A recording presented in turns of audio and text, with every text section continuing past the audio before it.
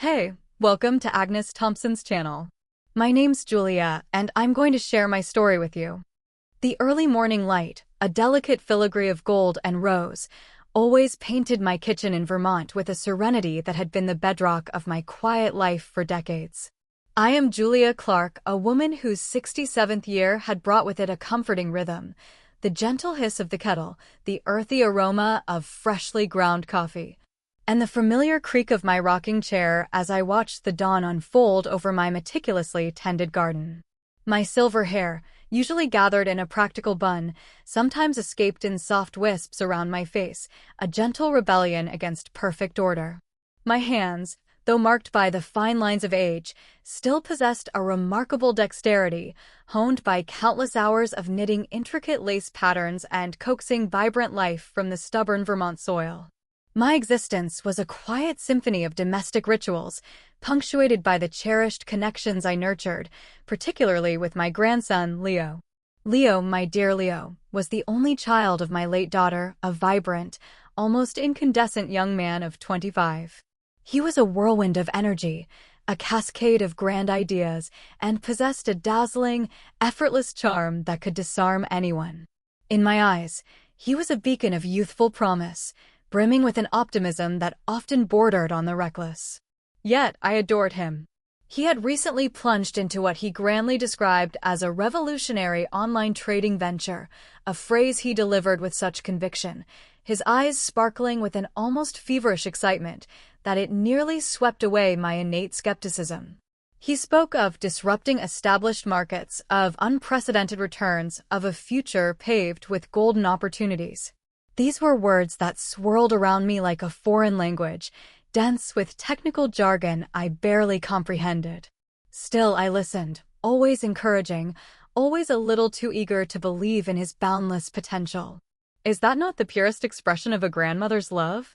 To shield them from doubt, to magnify their strengths, to nurture their dreams, even the most improbable or audacious ones. I saw in him the echoes of my own adventurous spirit, albeit channeled through the complex, often bewildering, labyrinth of the digital age. The first discordant note in the harmonious melody of my life struck on a Tuesday, a day that had begun with the comforting normalcy of freshly made blueberry pancakes, their sweet aroma filling every corner of my kitchen. The telephone, its insistent shrill cutting through the peaceful morning air, startled me, making me drop a spatula with a clatter. It was Mrs. Henderson from the First National Bank of Vermont, a woman as much a fixture in our small community as the town clock. She was known for her crisp efficiency and a voice as comforting as a warm blanket. But today, her voice held an unusual tremor, a hesitancy that immediately pricked my attention, sending a small shiver down my spine. "Mrs. Clark," she began, her tone hushed, almost apologetic, as if she were delivering news of a personal tragedy. "I sincerely apologize for disturbing your morning, especially so early, but I needed to confirm a rather significant transaction on your retirement savings account." My heart gave a sudden, painful lurch, a startled bird caught in the cage of my ribs. "A transaction?" I repeated, my voice barely a whisper, the pancake batter suddenly feeling leaden in my hand. "Why, no, dear, I haven't touched that account in months. Not a penny. It's my nest egg, you see, my security for, well, for whatever the future holds. For my golden years." I tried to inject a note of lightheartedness, a familiar grandmotherly chuckle, but the sound caught in my throat, thin and reedy. There was a heavy, pregnant pause on the other end, a silence so profound it seemed to absorb all the cheerful sounds of my bustling kitchen, the bubbling coffee, the distant chirping of birds. Then, Mrs. Henderson cleared her throat, a small, polite cough that nevertheless sounded like a gunshot in the sudden quiet, shattering the illusion of normalcy. "Well, Mrs. Clark," she continued, her voice lower now, imbued with a deep, unsettling gravitas. "It appears a substantial sum was transferred out of your account yesterday. A very large sum. Almost the entire balance, in fact. Over 90%. My world tilted violently. The golden sunlight in my kitchen seemed to dim, replaced by a cold, gray shadow that crept into every corner, every memory. My retirement. The fortress of my savings, meticulously built over decades of dedicated work as a librarian, penny by painstaking penny, dollar by dollar, through careful budgeting and a lifetime of frugal living. It was gone? The word echoed in my mind, a desolate, hollow sound, devoid of all meaning. My thoughts, quick as a flash, immediately conjured Leo's smiling face, his earnest plea for seed money for his venture just a few weeks prior. It had been a casual request during one of our weekly video calls, a seemingly innocuous aside. I gently but firmly declined, explaining that my retirement fund was my sole security, my only safeguard against the inevitable uncertainties of old age. He'd seemed to understand, hadn't he? His smile had wavered only slightly, replaced by a nod of reluctant acceptance. A cold dread began to seep into my bones, a sensation far more chilling and profound than mere financial loss.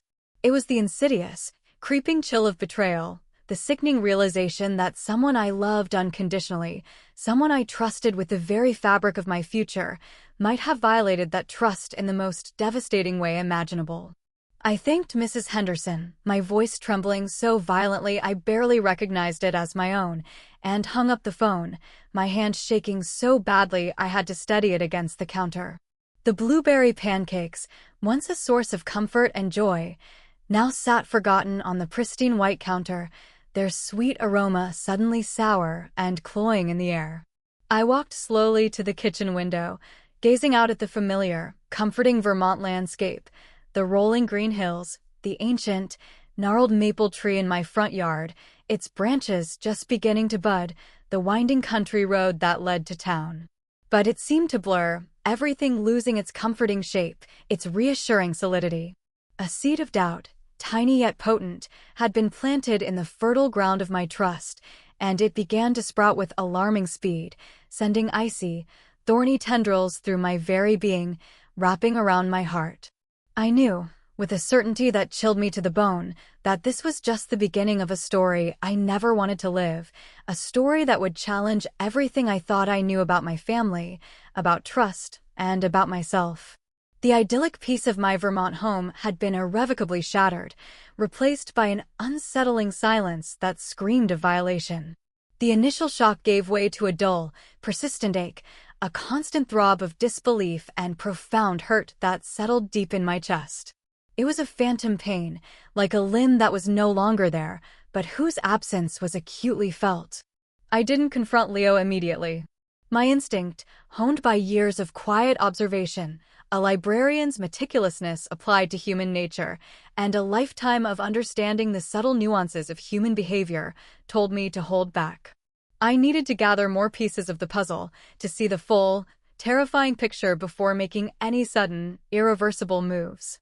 I had always been a listener, a watcher, someone who preferred to understand the entire landscape before taking even a single step. And so, I began to watch, to listen, to notice, with a new, unsettling vigilance. Small details, once dismissed as insignificant, now clamored for my attention, screaming their hidden meanings. Leo, who had always been so open and effusive, so eager to share every minute detail of his life, every fleeting thought, suddenly became evasive. His usual Sunday calls, a cherished ritual that punctuated my week with warmth and laughter, grew sporadic, then infrequent, then almost non-existent. When he did call, his voice was rushed, filled with a litany of thinly veiled excuses, so incredibly busy with the venture, "Grandma, it's just nonstop," or "just swamped with meetings, got to run," or "on the go, can't talk long, huge deal brewing." Each hurried conversation felt like a deliberate distancing, a subtle withdrawal from our usual intimacy, a conscious pulling away from the tender bond we shared.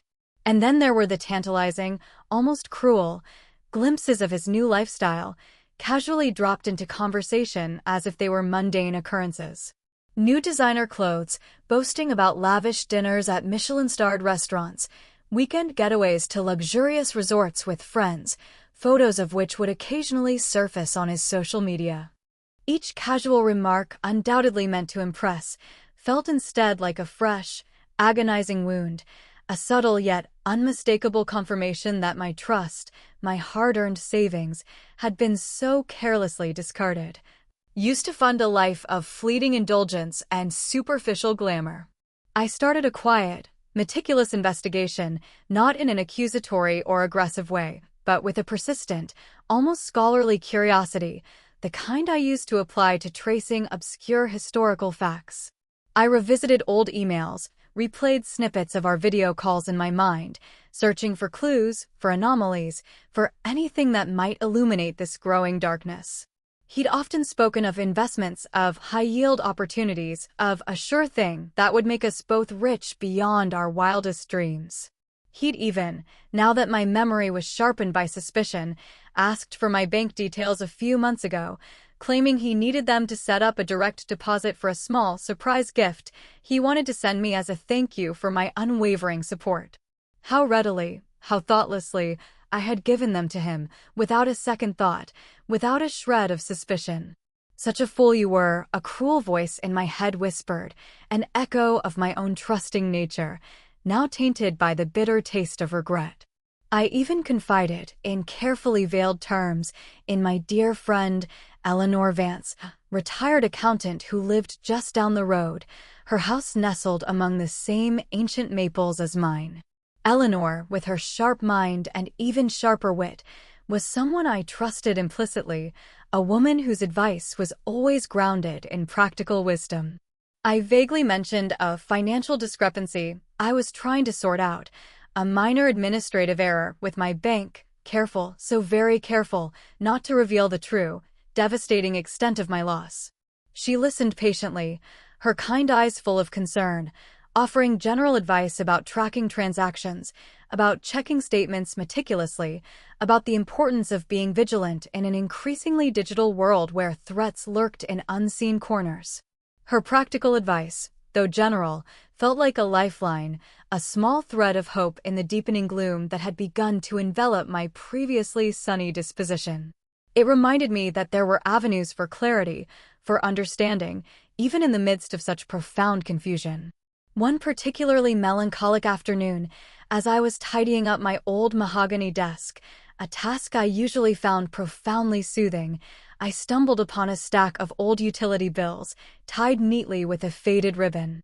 Tucked among them, almost hidden from view, was a crumpled, faded receipt from a small, local casino just across the state line. Leo had visited me a few months prior, and we'd gone out for dinner in the neighboring town, a delightful evening of shared memories. He'd casually mentioned that he was just passing by the casino on the way to the restaurant, stopping in briefly to use the restroom, a quick detour. I'd thought nothing of it then, dismissing it as a trivial, inconsequential detail. Now, however, a cold, hard knot formed in my stomach, tightening with each beat of my heart, a sickening realization blooming in the pit of my being. Gambling debts. The phrase, insidious and chilling, echoed in my mind, a stark and brutal illumination, like a sudden flash of lightning in a dark storm. It connected the dots, painted a clearer, uglier picture of the situation. The evasiveness, the sudden, almost ostentatious spending, the desperate need for quick money, the casual lies. It all began to make a twisted, painful sense, a logic that cut through me like a razor, leaving a searing wound. I realized then that my grandson, the boy I loved so dearly, the beacon of my later years, was not just hiding a simple mistake or a youthful misjudgment. He was drowning, caught in a dangerous, invisible undertow, and in his desperation, he was dragging me down with him, using my life's work as a life raft for his own sinking ship. A surge of indignation, slow-burning yet fiercely determined, began to rise within me, replacing the initial shock with a steely resolve. I wouldn't just sit back and watch this happen, allow myself to be a victim of his destructive choices. I would uncover the full truth, piece by painstaking piece, and I would find my own way, on my own terms, to reclaim what was mine, not just the money, but my peace of mind, my trust, and the sanctity of my future. This quiet determination settled deep within me, becoming the new, unwavering rhythm of my days, a powerful undercurrent beneath the placid surface of my life. My self-appointed investigation, if one could even label such a subtle, almost imperceptible process an investigation, deepened with each passing day. I found myself adopting a new persona, a meticulously crafted facade of an aging, slightly forgetful grandmother, preoccupied with the charming, harmless trivialities of daily life, the state of my prize-winning petunias, the intricacies of a new knitting pattern, the latest gossip from the town knitting circle. This outward display of benign senility was a deliberate smokescreen, a strategic move to lull any potential suspicion. I would accidentally leave certain documents in plain sight, an old, uncashed dividend check with a surprisingly small amount, a utility bill with a surprisingly high amount, a flyer for a senior citizen's financial planning seminar that subtly highlighted the importance of financial security in old age. These weren't overt clues, but rather subtle hints, designed to test Leo's reaction, to gauge whether he would show even a flicker of concern, a pang of guilt, or simply continue to operate under the comfortable, self-serving assumption that I was blissfully unaware, lost in a haze of benign, easily manipulated senility. His increasingly infrequent calls, once a source of genuine comfort and eager anticipation, now became carefully orchestrated opportunities for observation, each word he uttered meticulously dissected for deeper meaning. He'd begin by talking about the tough times in his venture, how investments weren't paying off as expected, a familiar, almost rote refrain that grated on my nerves, a discordant note in the symphony of his deceit. Then, the inevitable, almost comical, pivot. He'd casually hint at needing a small bridge loan to tide him over, or a temporary advance to seize a new, lucrative opportunity, always with the same charming, earnest tone. The sheer audacity of it was breathtaking, a fresh wave of indignation washing over me. He was still trying to extract more, even after emptying my life savings, seemingly without a shred of remorse or even a flicker of acknowledgement of the immense harm he had caused. My anger, once a slow-burning ember, now flared with increasing intensity, a quiet inferno within my breast, fueling my resolve. Yet, I maintained my facade, nodding sympathetically, offering saccharine platitudes about things always looking up and the importance of perseverance.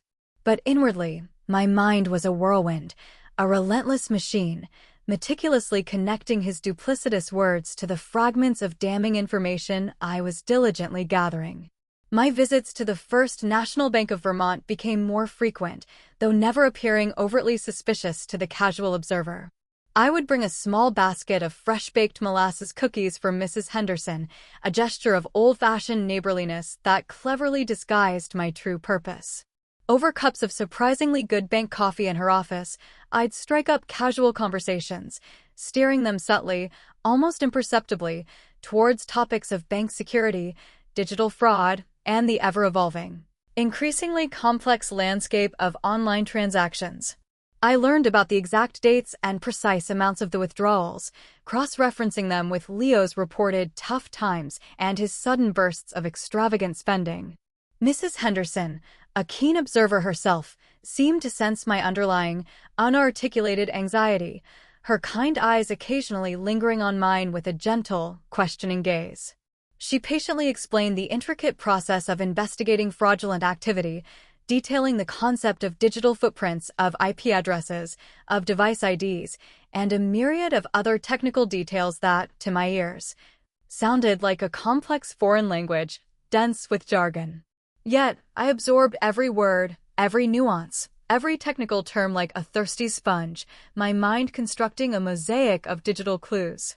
I carried a small, inconspicuous leather-bound notebook in my handbag, one I had labeled Grandma Julia's Recipe Book, with a deliberate, whimsical flourish. In it, nestled amongst recipes for apple pie and cranberry sauce, I scribbled meticulous notes, detailed diagrams of transaction flows, and cryptic abbreviations that only I could decipher. The more I learned, the clearer the picture became, like a faded photograph slowly developing in a darkroom, details emerging from the murky depths. The transactions weren't random, not a series of unfortunate coincidences or minor clerical errors.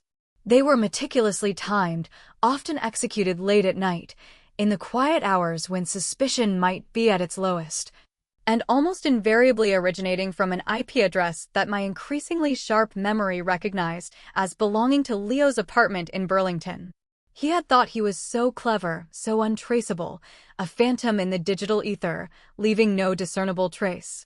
He had underestimated the quiet resilience, the sharp observational skills, and the unwavering determination of a grandmother who had spent a lifetime noticing small details, understanding subtle shifts in human behavior, and valuing integrity above all else. The realization was like a physical blow, a cold, hard truth settling deep within my bones, chilling me to the marrow. He hadn't just made a mistake. He had orchestrated a deliberate, calculated act of deception, a methodical theft of my life's savings. The next step was crucial, and I knew it had to be executed with precision, with the delicate touch of a surgeon and the unwavering resolve of a seasoned detective. The net was tightening, slowly but surely, and Leo, blissfully unaware in his self-constructed world of fleeting gains and casual deceptions, was walking right into it. The climax was approaching, a confrontation that I both dreaded with every fiber of my being and anticipated with a strange, almost exhilarating sense of purpose. My quiet determination had solidified into a steely resolve, and I knew, with every fiber of my being, that I would see this through to the very end. The peace of my Vermont home was now merely a tranquil shell, a deceptive calm over a simmering sea of truth, waiting for the storm to break and for the hidden currents to finally reveal themselves. The silence in my house, once comforting, now hummed with the electric tension of impending revelation. The days leading up to Thanksgiving were charged with an almost unbearable tension that hummed beneath the surface of my outwardly calm demeanor.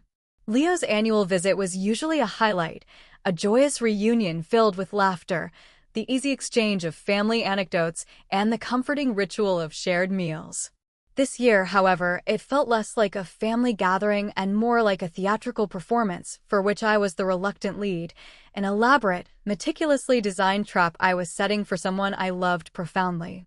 I continued my subtle inquiries, refining my understanding of digital forensics with Mrs. Henderson, who, I believe, was now beginning to suspect that my administrative error was far more complex and personally devastating than I had let on.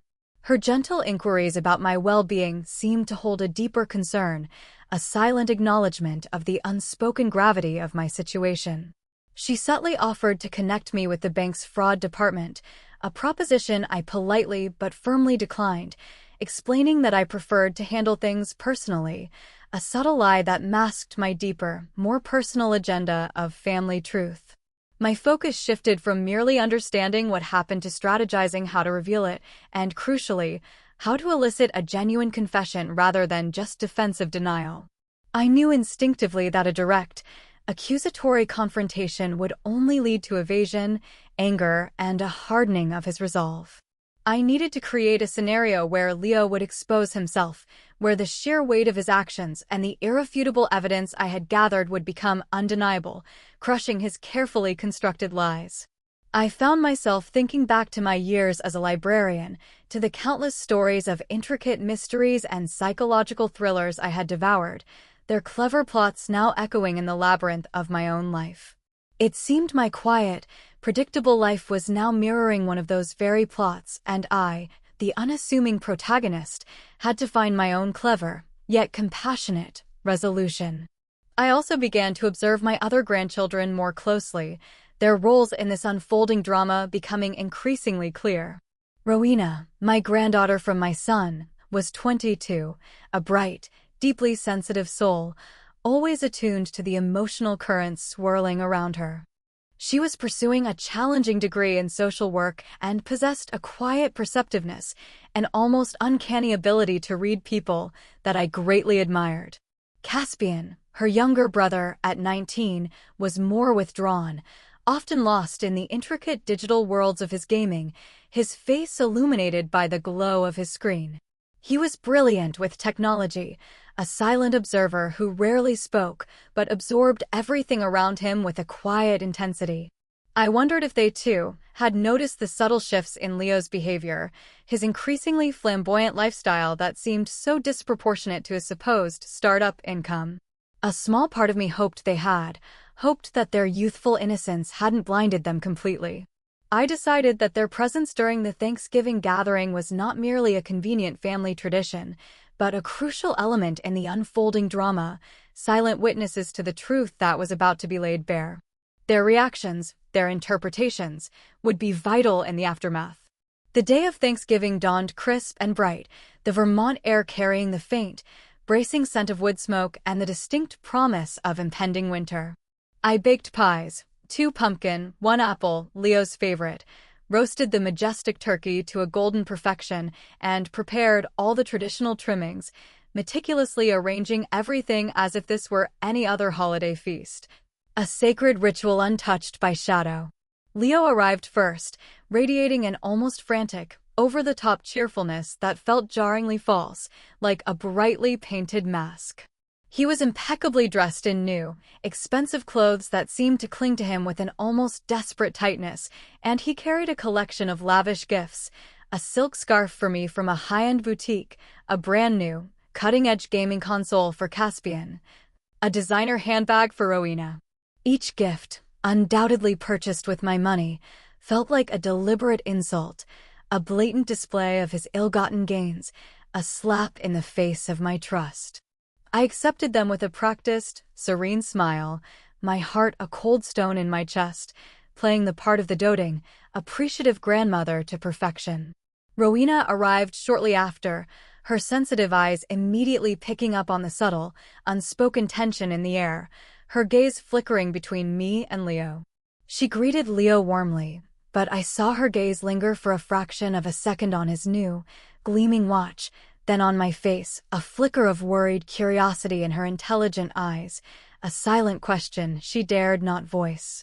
Caspian followed, his head down, already engrossed in his phone, barely looking up as he mumbled a perfunctory greeting. He immediately gravitated towards the living room, seeking the most comfortable spot on the sofa to continue his digital escapades, seemingly oblivious to the undercurrents swirling around him. As we gathered around the beautifully set dining table, the aroma of roasted turkey, warm spices, and simmering cider filling the air, I began to execute the next, crucial phase of my plan. I started the conversation subtly, steering it towards the topic of finances, of the challenges of retirement in an ever more expensive world, of the rising cost of living, the concerns of an aging generation. It was a deliberate ploy, a carefully placed lure, bait designed to hook him. I spoke, with a carefully modulated sigh that conveyed a weary resignation rather than genuine distress, about how tough things were getting, how I was even considering selling some of my beloved antique furniture. Pieces that had been in our family for generations, imbued with cherished memories, just to make ends meet. "It breaks my heart," I said, my voice tinged with a feigned sadness that was unnervingly close to my true feelings. "But what choice do I have? A woman my age, with dwindling resources." Leo, who had been regaling Rowena with an exaggerated story about a lucrative investment opportunity he had just landed, visibly flinched. His confident demeanor wavered, crumbling around the edges like an old wall. His eyes darted nervously around the table, avoiding my gaze, seeking an escape route. He stammered, trying to interject, his voice suddenly higher-pitched. "Oh, Grandma, things always look worse than they are, you know. There are always options. You don't have to sell anything. I'm sure."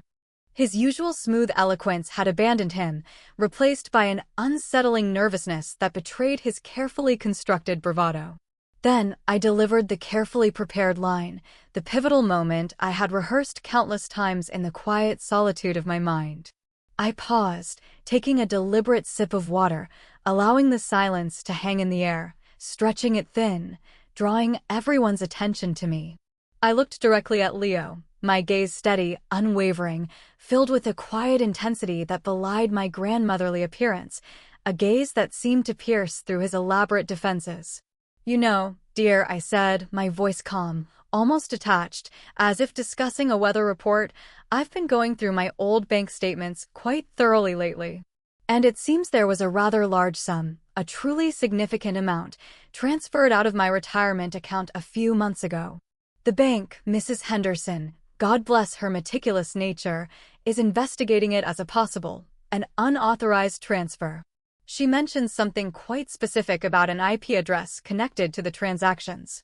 A very particular one. One that seemed to originate from a certain apartment in Burlington. The color drained from Leo's face. It wasn't a gradual paling, it was as if someone had pulled a plug, leaving his complexion ashen and lifeless, his very vitality leaching away. He visibly flinched, a full-body recoil, as if struck by an invisible blow. His cheerful facade, so meticulously constructed, crumbled instantly, revealing the raw fear and desperation beneath, a terrifying vulnerability. He tried to speak, his lips forming silent words, but no sound emerged, only a dry, rasping gasp.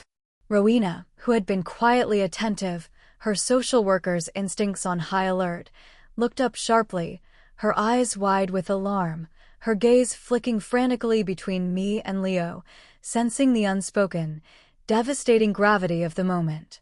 Caspian, usually oblivious, finally tore his gaze from his phone, his thumb hovering motionless over the screen. He looked at Leo, then at me, a flicker of confusion, then dawning, horrifying comprehension, spreading across his young face as the pieces clicked into place. The silence that followed was deafening, thick with unspoken accusations and simmering tension, a silence that screamed louder than any words. It was a silence that filled the room, pressing down on us, suffocating. Leo stammered, finally finding his voice, but it was thin and reedy, devoid of its usual charm and confidence, fragile as spun glass. Unauthorized? Grandma, what are you talking about? That's impossible. There must be some mistake. Some technical glitch. But his words were hollow, devoid of conviction, and his eyes, wide with raw panic, betrayed him completely, darting frantically from my steady gaze. He knew I knew. And in that moment, the power shifted irrevocably, completely. He had thought me a senile old woman, easily duped, a soft touch, a financial mark. But I had demonstrated, without a single accusation or raised voice, with only the quiet power of truth, that this grandma had her own quiet, meticulous ways of uncovering the truth, of weaving a net of undeniable evidence. The ball was now squarely in his court, and the immense weight of his actions, once hidden in the shadows of deceit, had finally descended upon him, crushing his carefully constructed world of lies and casual cruelty. The climax had arrived, not with a bang, but with a chilling, echoing silence, pregnant with the brutal, inescapable truth. The air in my beloved home crackled with the electric charge of revelation, and I braced myself for the storm that was finally, inevitably, about to break. The immediate aftermath of my revelation was a chaotic tapestry woven from raw, conflicting emotions, anger, despair, shock, and a faint, burgeoning hope. Leo, after his initial, pathetic attempt at denial, a desperate, floundering effort to cling to his crumbling facade, finally broke down. The carefully constructed edifice of his deception, built on lies and stolen trust, collapsed entirely, revealing a terrified, desperate young man, stripped bare of his arrogance.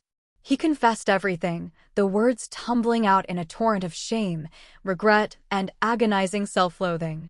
He spoke of the insidious, all-consuming grip of his gambling addiction, a darkness that had swallowed him whole, the mounting, suffocating debts that had piled up like oppressive stones, each one heavier than the last.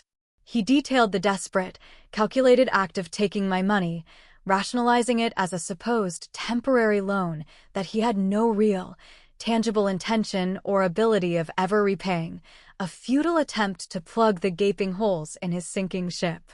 He recounted the crushing fear that had driven him, the constant, gnawing pressure to maintain appearances, the spiraling despair that had ultimately led him to such a devastating act of betrayal against the very person who loved him most.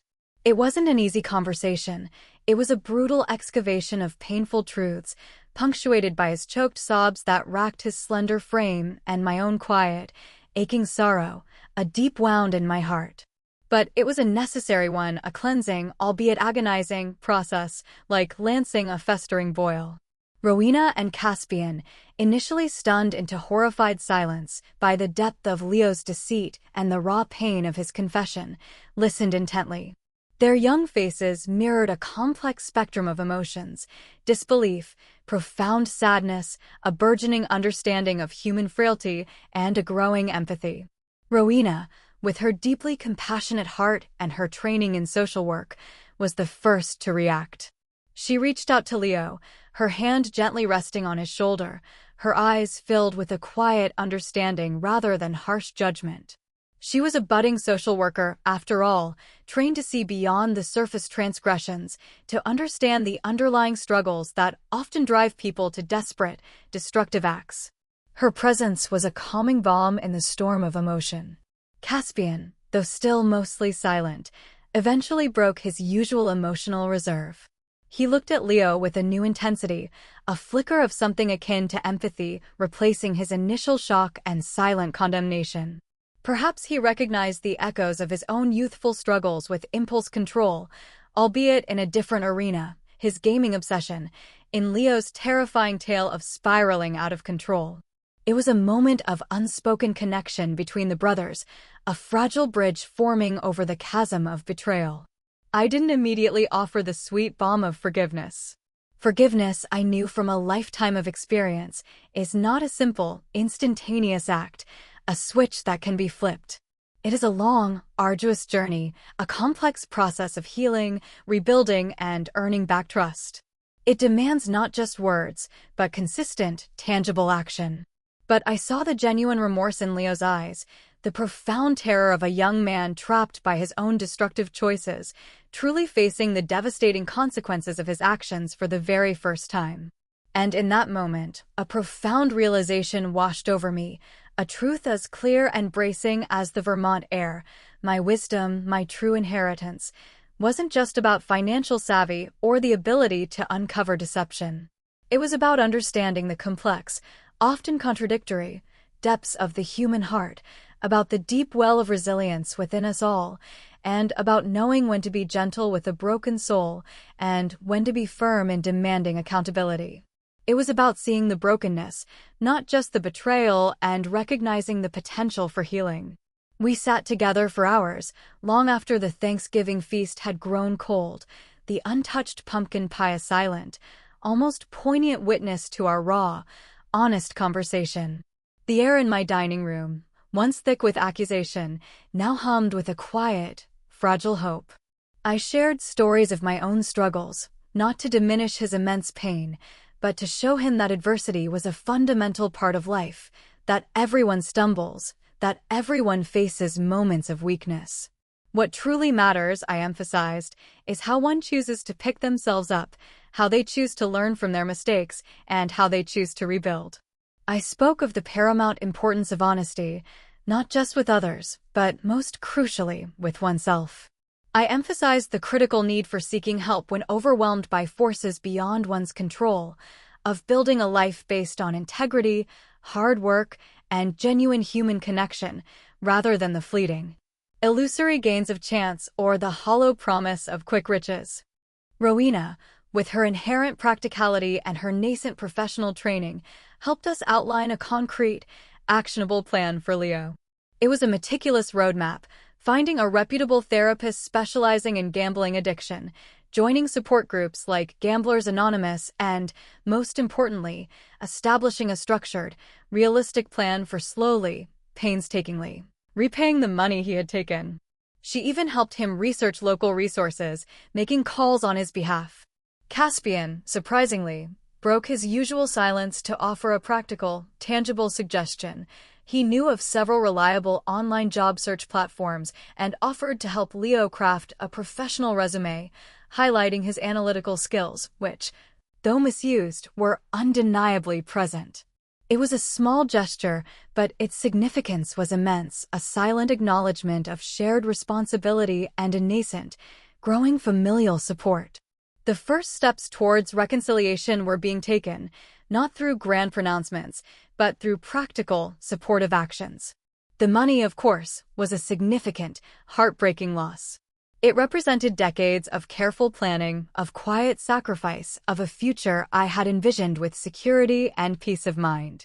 It was a gaping hole in my financial security. But in its place, something far more valuable began to grow, slowly but surely, like a tender shoot pushing through hardened, unyielding earth, a renewed connection, a fragile but increasingly powerful understanding within our previously fractured family. The initial shock and betrayal had, paradoxically, forced us to confront uncomfortable, unspoken truths, to strip away the false pretenses and rebuild our relationships on a foundation of honesty and vulnerability. Leo, humbled and determined, began therapy almost immediately, embarking on the long, arduous road to recovery, a path fraught with challenges, but illuminated by a newfound commitment. He started taking small, legitimate jobs, waiting tables, delivering groceries, the kind he would have once deemed beneath him, and began sending me tiny, but consistent, payments. Each payment, no matter how small, was a testament to his commitment, a tangible thread in the tapestry of our healing, a silent promise of future accountability. Our family bond, once strained and almost irrevocably broken by deceit, began to mend, stitch by painstaking stitch, like a cherished heirloom being repaired. The crisis had, unexpectedly, created an opportunity for deeper connection, for a more profound understanding of each other's vulnerabilities and strengths. My unique gift wasn't merely my financial savvy or my ability to play detective, though those were certainly instrumental. It was my quiet strength, my unwavering belief in the possibility of redemption, and my profound capacity to see beyond the immediate pain and betrayal to the potential for growth and transformation. My grandchildren, once seemingly lost in the dizzying, often superficial currents of their modern world, began to see the intrinsic value in patience, in hard-won wisdom, in the enduring strength of familial ties that transcend mere blood and superficial appearances. We began to spend more time together, not just on forced holiday gatherings, but in quiet, spontaneous moments, sharing cups of tea on my porch, discussing books by the crackling fire, working side by side in my flourishing garden, or simply enjoying comfortable silences that spoke volumes. There were still bumps in the road, still moments of doubt and frustration, still the occasional lapse in trust that needed to be addressed with firmness and love. But we were walking it together, each step forward strengthening our resolve, making us stronger and more connected than ever before.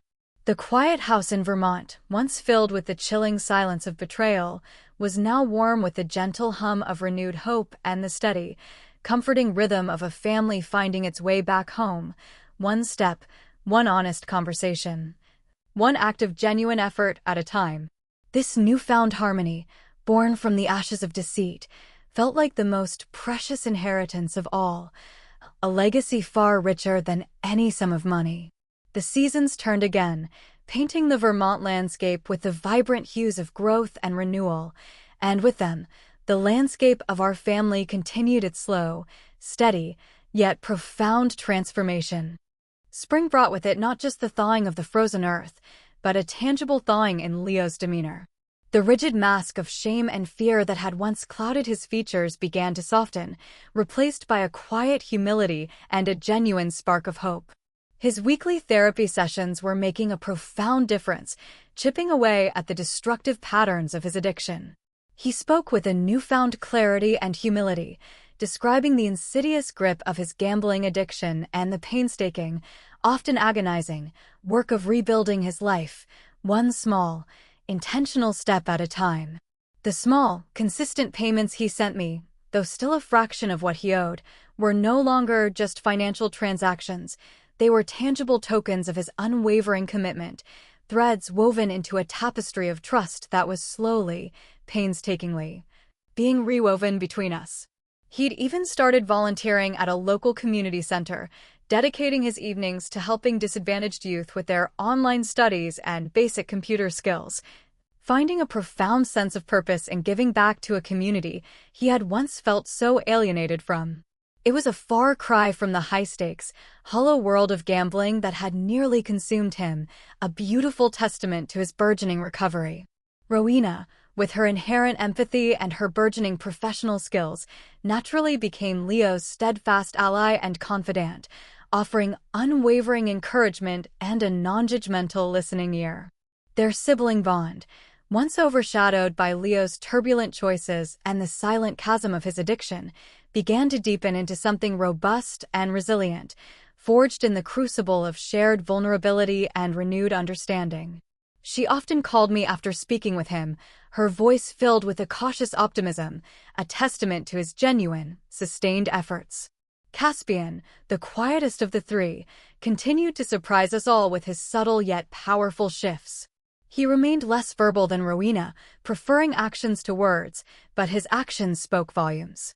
He started visiting more often, not just for obligatory holidays, but for spontaneous weekends, bringing his laptop and quietly setting up shop in my living room, coding his latest projects or immersing himself in his beloved games. On one such visit, he surprised me by offering, unsolicited, to help me set up a more secure online banking system, something I had always resisted due to my deep-seated technological apprehension. Patiently, with a quiet confidence, he walked me through every step, explaining the intricacies of firewalls, encrypted connections, and two-factor authentication, his usual reticence replaced by a focused, determined commitment to ensure my future financial safety. It was his unspoken apology, his profound way of expressing the regret he felt for his earlier obliviousness, and a tangible act of love. My own internal landscape had also undergone a profound and lasting change. The initial sting of betrayal had, remarkably, receded, replaced not by bitterness, but by a quiet sense of triumph, not of revenge or retribution, but of resilience, of an old tree bending but not breaking in the fiercest storm. I found myself returning to my old routines with a newfound vigor, a deeper appreciation for the simple pleasures. My hands found comfort in the meditative rhythm of knitting needles, creating intricate patterns that symbolized the reweaving of our family ties, each stitch a metaphor for healing. My garden flourished with an almost defiant vibrancy, the colorful blooms a testament to life's persistent, beautiful capacity for renewal, for growth even after deep scarring. I began hosting small gatherings again, inviting friends and neighbors, filling my home with the joyful sounds of laughter and warmth that had been conspicuously absent during the darker days of my solitary struggle. One crisp autumn afternoon, as the ancient maple leaves outside my window turned a breathtaking palette of fiery red and brilliant gold, swirling gently to the ground, the doorbell rang. It was Leo. He stood on my porch, dressed simply, his shoulders back, holding a small, unadorned wooden box carved from local Vermont maple. There was a quiet solemnity in his gaze, a newfound maturity etched on his features, a profound depth that touched me deeply. "Grandma," he began, his voice steady, though a hint of emotion trembled beneath the surface, a fragile tremor. "I wanted to give you this." He held out the box. Inside, nestled on a bed of soft velvet, was a small, exquisitely carved wooden bird, a tiny wren with incredible, lifelike detail, its wings delicately spread as if in flight. "It's from a local artisan, a woman I met through my volunteering," he explained, his eyes meeting mine, clear and honest. "I've been saving for it for months, little by little. It's to symbolize new beginnings and honesty. A promise."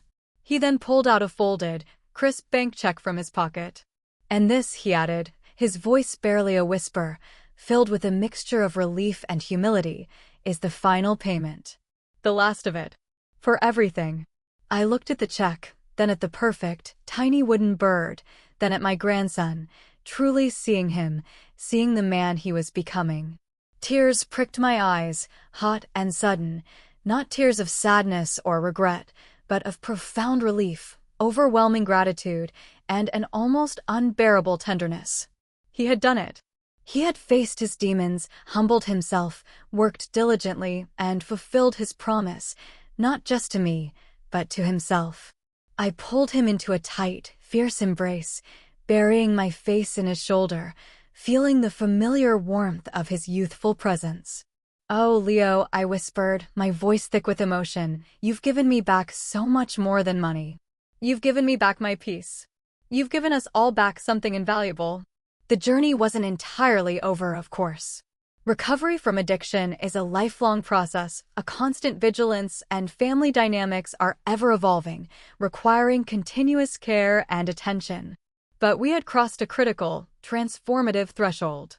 The crisis had, in a painful but ultimately profound way, stripped away the superficial layers of our lives, revealing the true strength and resilience of our family's foundation. My quiet wisdom, once perhaps dismissed as outdated or irrelevant in a rapidly changing world, had proven its timeless, intrinsic value. It wasn't about esoteric knowledge or dusty, ancient traditions. It was about the profound power of observation, of unwavering patience, of holding firm to one's core values, and of believing in the inherent good that lies within people, even when it's obscured by darkness, by addiction, by despair. Leo continued to thrive, his venture now genuinely focused on ethical, sustainable investments and community work, a stark and beautiful contrast to his turbulent past. Rowena graduated with honors and began her career as a dedicated social worker, her compassionate spirit making a tangible, positive difference in the lives of vulnerable children and families.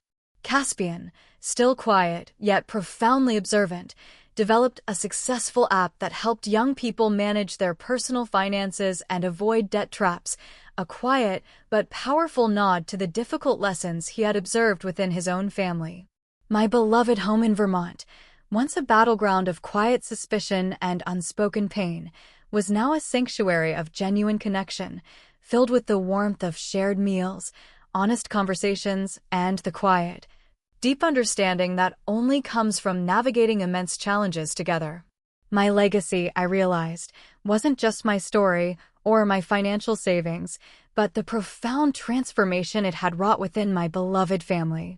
It was a testament to the enduring power of unconditional love, unyielding resilience, and the quiet, often underestimated wisdom of a grandmother who had her own unique ways of paying off debts, not just financial ones, but the deeper, more profound debts of fractured trust, unspoken pain, and a future reclaimed. The golden light in my kitchen, once a deceptive hue, now shimmered with the genuine luster of a new, stronger, and more luminous family bond, a bond forged in adversity and polished by unwavering love.